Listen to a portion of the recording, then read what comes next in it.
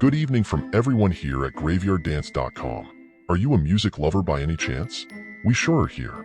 We love a huge wide array of tunes to keep us humming along, ranging from the soft crooning of old-style Eddie Arnold and Ray Price to the heaviest screams and growls of bands like 3 Inches of Blood and Suicide Silence, and just about everything in between. One of those genres that meet you about halfway in the middle is country music.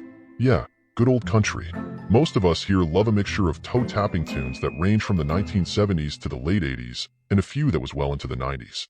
Some are even farther back. Country has a huge wide range of styles that can go from the old cheating songs of Vern Gosdin and George Jones all the way up to modern day, when even rock stars are trying to break into the genre. Most of these songs are amazing and something almost anyone can relate to. Unless you're talking about some dude thinking his tractor is sexy, or another modern dipshit singing about dancing in the country. Is that the most idiotic song you have ever heard, or what? I dare you to find one that's any dumber. If you can, post them in the comments below. Anywho, let's get on to today's list. Listening to old-style country, we would normally say, grab a beer or whiskey and raise your glasses to get started on this evil ride of the most dark, twisted country songs of all time. But then I remembered, my grandkids watch this station. Oopsie. Let's all grab a glass of milk and cookies and get on with the show. Starting us out is more of a country rock classic than it is a pure country song, but it was just too good not to include in today's list. How many of you have heard about The Legend of Wooley Swamp by the Charly Daniels Band? Most people who think of dark and twisted would have chosen The Devil Went Down to Georgia, and that was a great track too. But this one isn't as well known, and I'm trying to spook you, so work with me already. The Legend of Wooley Swamp, in this eerie tale of horror and fright. Our protagonist is a man who likes to keep to himself. He lives in Booger Swamp, and yes, I did say booger. He likes to bury his money out there in old mason jars because I guess maybe he doesn't want to pay taxes or something. Who knows? What we do know is 3 young hoodlum brothers or cousins. I don't remember, but I'm pretty sure there was 3 of them decided to go out to the swamp and kill the old man for his money. Not very neighborly, but okay, I guess. Spoiler alert though, it didn't work out very well for them, or anyone else who heads out into Booger Swamp at night. Damn it, now I can't stop saying booger. Thanks for that, Charlie. Next up on this list is probably one of my top 2 singers to ever live. It's a toss-up between this guy Waylon Jennings or Merle Haggard. The amount of talent between these 2 legends was staggering in their day. I always wondered why they never recorded any songs together. They had a lot of mutual best friends and ran in the same music circles along with the likes of Johnny Cash, Willie Nelson, Chris Christopherson, just to name a few. Then I found out about the infamous card game. That's a whole other story though, but you're free to look it up. All I can say is not cool, Merle. Not cool at all. We'll hear from Merle a little later in the video, but for now, let's delve into the inspiration for the song. Rose in Paradise by Waylon Jennings. Waylon, as many know, was the voice of the 70s and 80s TV show, The Dukes of Hazzard. Let's not get sidetracked by that beautiful beast of a car, the General Lee or Cousin Daisy's beautiful eyes. That's it, her eyes. Gotta remember, kids watching y'all. Anywho, Rose in Paradise. So, traveling all around the country as a kid, I've played this song so many times on my truck's loudspeakers, and I've always heard the lyrics, but it took a long time for me to go, oh hell nah. What did he just say? Back the hell up, and let's go look up the lyrics. Wow, just wow man. It's a song about an old man who's a banker, and he marries this younger hottie who's most likely a gold digger. He thinks buying her everything she wants will keep her happy, but what she really wants is a nice big long, what I meant to say, it's the gardener. She has the hots for the gardener dude. I won't give away too much more, but pay close attention to when old Waylon is singing about the rose and how it grows differently than the other roses. That's some Stephen King shit right there. So if any of you good-looking young women ever start to consider marrying some old rich dude, here's your warning to stop and go get a job first. It's more rewarding if you make it yourself anyway, that and you don't end up becoming garden fertilizer. That brings us to another classic country music legend, George Jones. This one is probably the single most sad and depressing song to ever exist. If you decide to check this song out and have never heard it before, take my advice and go get some tissues. It even made this big old redneck cowboy turn into a blubbering mess the first time I heard it.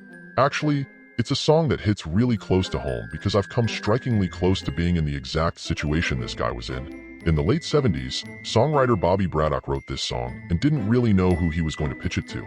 Around 78 or 79, George Jones and his producer came along and asked to record it. Actually, it was more the producer than it was George. Jones himself actually hated the song. They sat on it for 2 years before producer Billy Sherrill finally convinced George to record it. He even made a bet with the producer saying, I'll bet you $100 that it's a flop. To say Jones lost that bet would be the understatement of the century. The song became one of the biggest hits of his career and won a staggering amount of awards. That song, of course, was He Stopped Loving Her Today. The song is told in story form about someone talking about his old friend, a man who loved his wife or girlfriend more than anything else in the world. For whatever reason, maybe he started losing his hair, maybe he lost his money, or who knows, they didn't have Viagra back then. Fact was though, she left this poor sap for another dude, and he, while crying in his beer, said that he would love her till he died, and I don't know about the beer part. But that's exactly what happened. It's a song about a man who could never move past the person he loved most in the world and quite literally grieved himself to death. Maybe if that had had OkCupid or certain types of websites that I cannot talk about on here, he could have moved on maybe. Who knows? Poor bastard. Next. This next tune is by an artist I'm really conflicted on.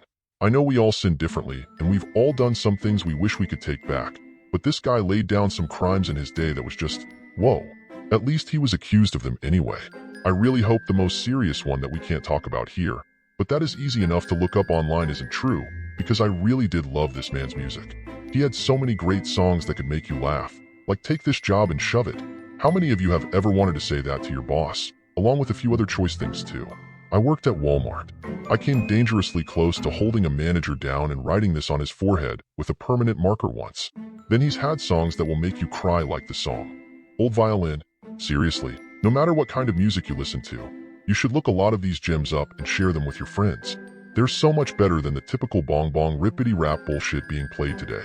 This song I am about to tell you about is not one of those happy songs though, and that's why it's on our most dark and twisted list. That song is, of course, Johnny Paycheck's Pardon Me, I've Got Someone to Kill. Long before Facebook, the internet, and all the current things we have today, men used to actually do something called hanging out. Sometimes it was out working on an old car, or it could be on a lake fishing, but in this particular instance, it was in a bar room. A place where people went to drink alcohol and hook up with the ugliest women they could at the end of the night and deeply regret ever having that first shot of booze at the beginning of the night, all the while trying to figure out how to avoid her calls for the next year. It wasn't pretty back then. Anywho, I'm getting sidetracked. This old cowboy dude who came to the bar in this song wasn't about getting drunk or finding hoochie mamas. He just needed someone to vent to about his wife leaving him for his buddy. Unfortunately for the characters in this song, he planned on doing more than just venting to the bartender. Hence the name of the song, I've Got Someone to Kill. Just on a side note here, I've been pretty headfast in love before and thought that this woman, or that would be the only woman I could ever love, and have her wad up my heart like a piece of paper and throw it in the garbage can. Never once have I ever thought of hurting them though. People can't help who they are attracted to and who they're not. If they ain't into it, yeah, it's disappointing. But there's an old saying, the best way to get over someone is to, yeah, I have to stop going on rants. Kid-friendly, man. Keep it kid-friendly already. Basically, all I'm saying is, if your woman or dude wants someone else, don't take it personally. Give him a hug, wish him the best, and then enjoy your freedom till the next love comes along. Life's short enough already without some asshole ending it because his feelings got hurt. This next one surprised even me, and there's not much that can do that anymore. Who would have ever thought the innocent, sweet, wholesome Sandy from the movie Grease would be on today's list of country music's darkest songs? In 1972, Olivia Newton-John was trying her hand at country music before moving on to the edgier rock sounds she did in the 80s. Before Let's Get Physical, there was this gem called The Banks of the Ohio. The fact that she sang this song was surprising enough, but the fact that she actually wrote it herself is even more startling. Innocent, sweet Olivia Newton-John? This song sounds like a cross between something you'd hear in a 1950s baptized church singing and an old barbershop quartet singing on the Statler Brothers show. It's when you listen to the words it strikes ya. What the actual frog Sam hell is this? So in the song, she decided to take a stroll by the riverfront of the Ohio River with the dude she claimed to love, but for whatever reason, she decided to pull out a knife and give it a plunge into his chest, and then while he's begging for his life and asking her why, she rolls his sorry carcass into the river and walks home. Again, I don't understand the thinking behind this kind of action. If he's making eyes at your sister, watches sports too much too often, or simply farts in the car while the window is rolled up, just leave him. Don't feed the fish. Besides, as sweet as she was, I doubt she would have fared well in Orange is the New Black. She was really hot in that movie Xanadu though. Yeah. Next we have another female artist that may surprise you as well, Vicki Lawrence. Long before she became Mama on Mama's Family, she was an up-and-coming country music singer with this hit under her belt. The Night the Lights Went Out in Georgia. This song tells a story in and of itself and has more twists and turns than a country road. All I can say is, if you like mystery novels set to music, you may dig this. The link to the song, and all of the rest of them we're talking about as well, will be in the description box below. You know what other link will be in the description box? A link to a site that you should all go see. Seriously, after the video, go check out this site. It's called Eyes of a Dog. It's a site for every rescue adoption center and pound we can find in the United States, so they can be easily found at your fingertips so you can go adopt a new pet. Have you recently lost a pet and have that feeling of maybe it's time to find something else to love? All across the states, in shelters everywhere, there are hundreds of thousands of dogs and cats of all shapes, sizes and ages who are sad and depressed because they have no home. You can be the one to fix this problem for them. The site is also growing daily. Not only can you find you a new pet, we're adding in new things like veterinary clinics by state, a shop where you can buy pet products, and tons of videos about pet care and advice. It's all free.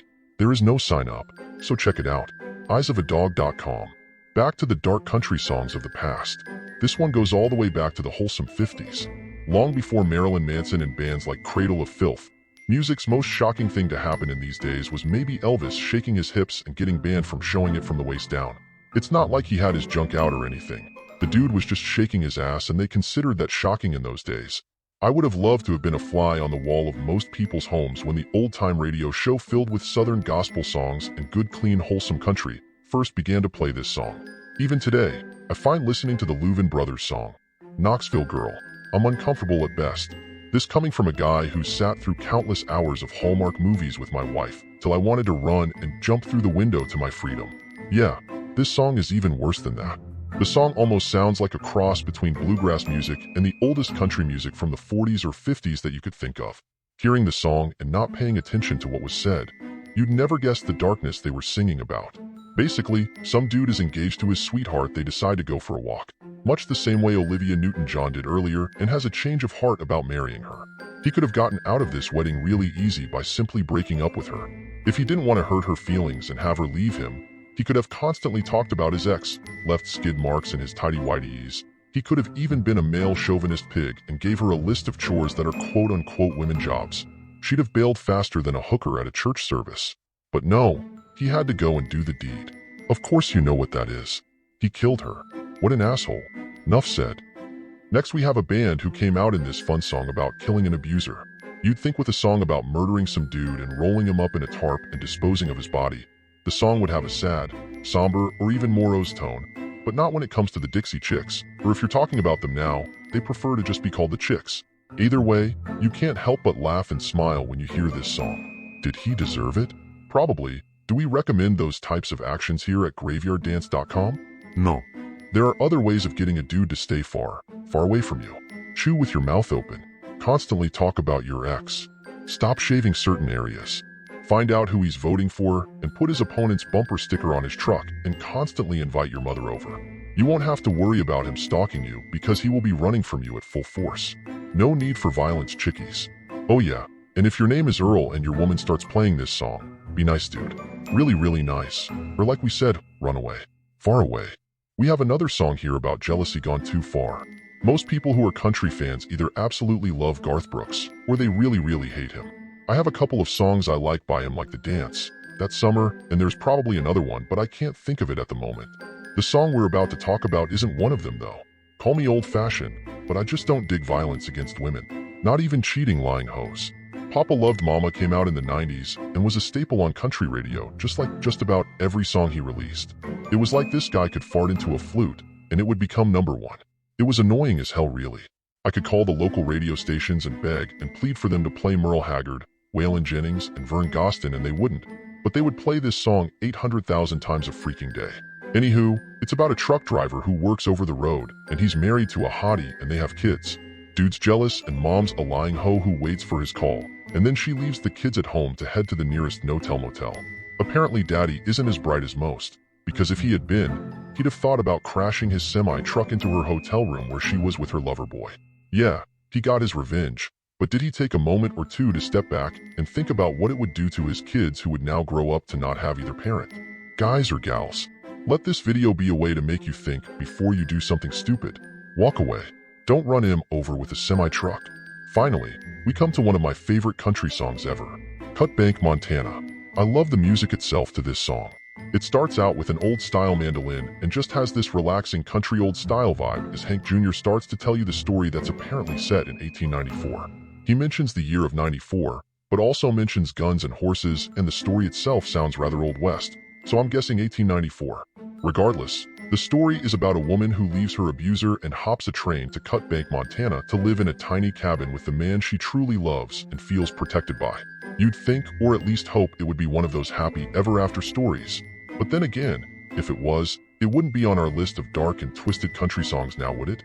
So the abuser dude finds out where she is and comes with his gun. He shows up at the cabin and says he was taking his woman back. Hank Jr., who I wouldn't want to buck up against in his younger years, pulls out his side iron and says, "I don't think so."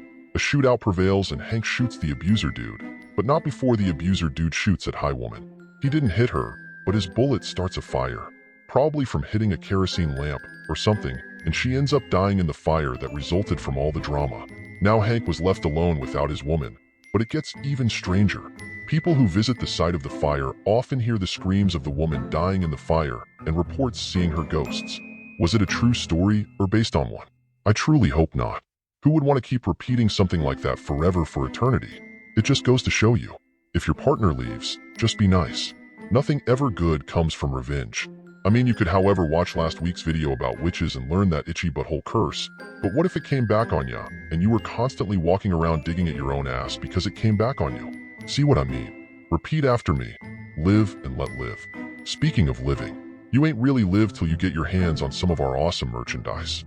Why would you wear our shirts and buy our mugs? That's a great question. One is because they look freaking amazing. Everyone will be asking you what it is. The logo just looks so damn cool, and that will give you a chance to share with them your favorite graveyard dance stories and get them hooked as well. Another reason to get your own graveyard dance shirt or merch is, we have some interesting contests coming up, and you're only eligible if you do two things. You have to have a picture wearing one of our shirts, hoodies, or hate, or holding one of our mugs. You also have to be subscribed to our YouTube channel. Anywho, this old cowboy is getting tired. It's been fun, but I'm about to crawl back into my grave for a nap. Thanks for watching, y'all. We love you here at graveyarddance.com. Head there and search out the social media bar and like, follow, and subscribe. Don't forget that bell icon on YouTube.